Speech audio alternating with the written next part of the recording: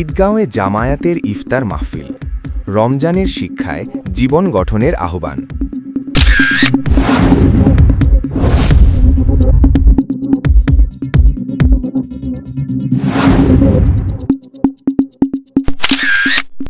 কক্সবাজারের ঈদগাঁওয়ে পবিত্র মাহে রমজান উপলক্ষে বাংলাদেশ জামায়াতে ইসলামীর উদ্যোগে এক ইফতার মাহফিল অনুষ্ঠিত হয়েছে।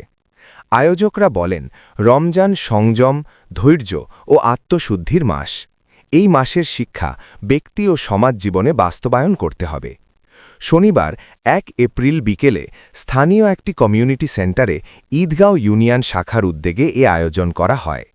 এতে ইউনিয়নের বিভিন্ন পর্যায়ের দায়িত্বশীল নেতাকর্মীসহ সহস্রাধিক রোজাদার অংশ নেন।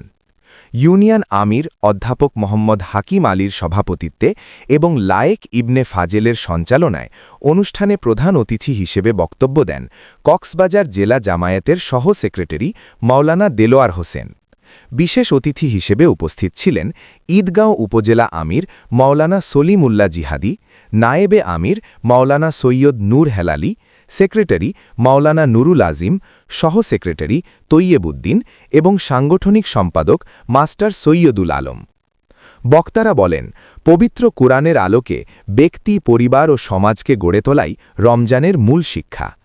আমিরে জামায়াতের নির্দেশনার প্রতি ইঙ্গিত করে তারা বলেন, আল্লাহ তাআলার পক্ষ থেকে যে ফয়সালাই আসুক না কেন, তাতে দৃঢ় ও অবিচল থাকার মানসিকতা গড়ে তুলতে হবে।